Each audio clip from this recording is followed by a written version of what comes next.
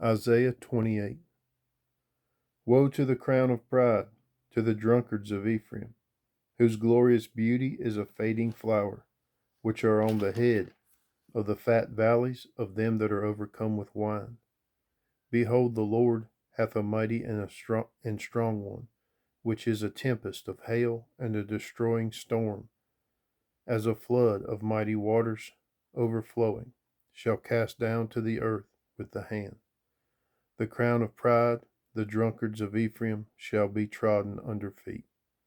And the glorious beauty which is on the head of the fat valley shall be a fading flower, and as a hasty fruit before the summer, which when he that looketh upon it seeth, while it is yet in his hand, he eateth it up.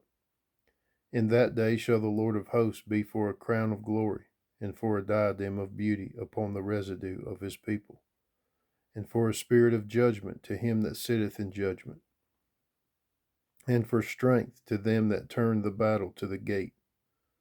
But they also have erred through wine, and through strong drink are out of the way. The priest and the prophet have erred through strong drink. They are swallowed up of wine. They are out of the way through strong drink. They err in vision. They stumble in judgment. For all tables are full of vomit and filthiness, so that there is no place clean. Whom shall he teach knowledge, and whom shall he make to understand doctrine? Them that are weaned from the milk and drawn from the breast.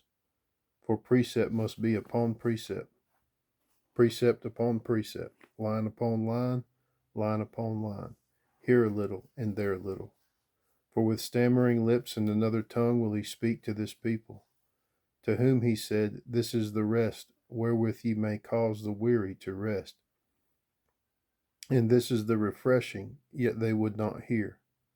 But the word of the Lord was unto them precept upon precept, precept upon precept, line upon line, line upon line, here a little and there a little, that they might go and fall backward, and be broken and snared and taken.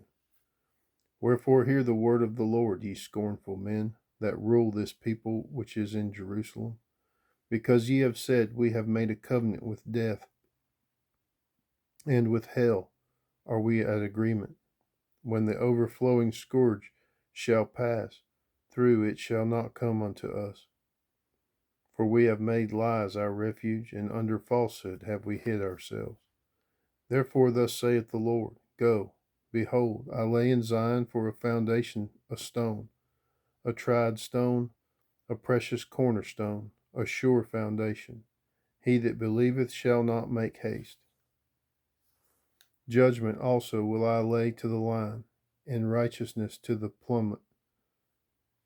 And the hail shall sweep away the refuge of lies, and the waters shall overflow the hiding place. And your covenant with death shall be disannulled, and your agreement with hell shall not stand. When the overflowing scourge shall pass through, then ye shall be trodden down by it. From the time that it goeth forth it shall take you. From morning by morning shall it pass over, by day and by night, and it shall be a vexation only to understand the report. For the bed is shorter than that a man can stretch himself on it, and the covering narrower than that he can wrap himself in it. For the Lord shall rise up as in Mount Perazim.